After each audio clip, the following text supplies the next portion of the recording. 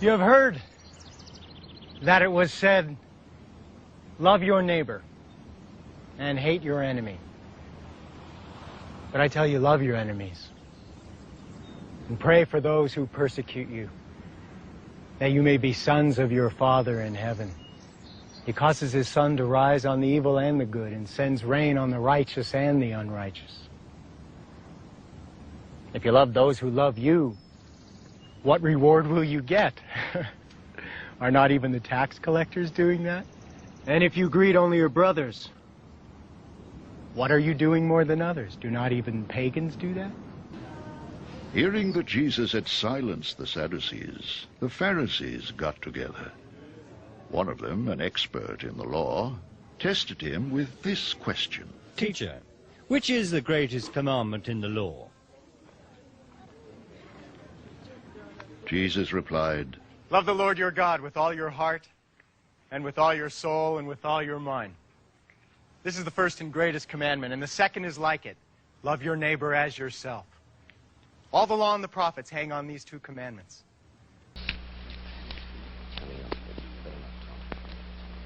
You don't love everybody indiscriminately. You love only those who deserve it. And then if a man is weak or a woman is weak, then he is beyond love? He certainly does not deserve it. He certainly is beyond. He can always correct it. Man has free will. If a man wants love, he should correct his weaknesses or his flaws, and he may deserve it. But he cannot expect the unearned, neither in love nor in money, neither in matter nor spirit. You have lived in our world, and you recognize the fallibility of human beings. There are very few of us, then, in this world, by your standards, who are worthy of love. Unfortunately, yes, very few. But it is open to everybody to make themselves worthy of it, and that is all that my morality offers. Cannot man have self-esteem if he loves his fellow man? What's wrong with loving your fellow man? Christ, every important moral leader in man's history, has taught us that we should love one another. Why, then, is this kind of love, in your mind, immoral? It is immoral if it is a love placed above oneself. It is more than immoral. It's impossible. Then the king will say to those on his right, Come, you who are blessed by my Father, take your inheritance, the kingdom prepared for you since the creation of the world. For I was hungry, and you gave me something to eat. I was thirsty, and you gave me something to drink. I was a stranger, and you invited me in. I needed clothes, and you clothed me. I was sick, and you looked after me. I was in prison, and you came to visit me. Then the righteous will answer him, Lord, when did we see you hungry and feed you, or thirsty and give you something to drink? When did we see you a stranger and invite you in, or needing clothes and clothe you? When did we see you sick or in prison and go to visit you? The king will reply, I tell you the truth. Whatever you did for one of the least of these brothers of mine,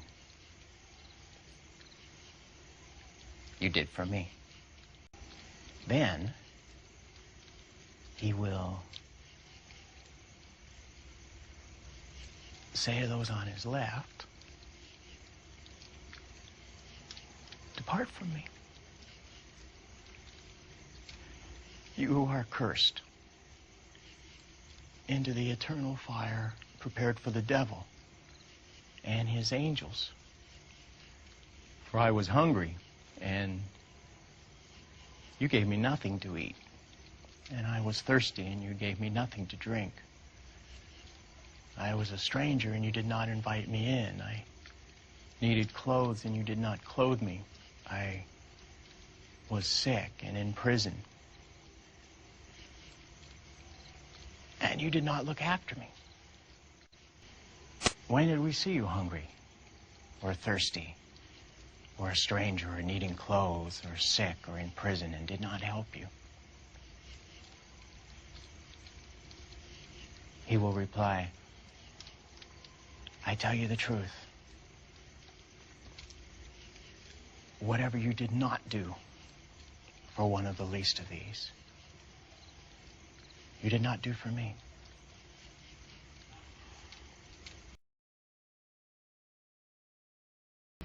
I am primarily the creator of a new code of morality which has so far been believed impossible, namely a morality not based on faith. On faith. Not on faith, not on arbitrary whim, not on emotion, not on arbitrary edict, mystical or social, but on reason, a morality which can be proved by means of logic. I'm challenging the moral code of altruism, the precept that man's moral duty is to live for others. You say that you do not like the altruism by which we live. You like a certain kind of Ayn Randist selfishness. I would say that I don't like is too weak a word. I consider it evil. And self-sacrifice is the precept that man needs to serve others in order to justify his existence, that his moral duty is to serve others. That is what most people believe today. Well, yes, we're taught to feel concerned for our fellow man, to feel responsible for his welfare, to feel that we are, as religious people might put it, children under God and responsible one for the other. Now, why do you rebel? What's wrong with this philosophy? His highest moral purpose is the achievement of his own happiness, and that he must not force other people, nor accept their right to force him, that each man must live as an end in himself and follow his own rational self-interest. At that time, many will turn away from the faith.